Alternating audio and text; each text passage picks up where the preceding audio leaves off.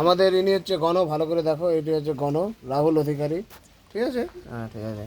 এবারে আমাদের গণ একটা কবিতা শোনাবে, ওকে কবিতাটা আমাকে বলে দিতে হচ্ছে। গণ, তুমি কবিতাটা মন দিয়ে শোনো।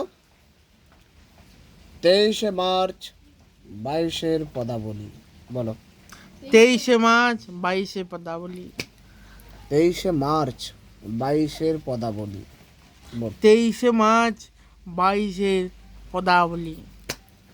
23শে মার্চ 1931 23শে মার্চ 1931 লাহোর সেন্ট্রাল জেলের নির্জন সেল থেকে বের করা হলো।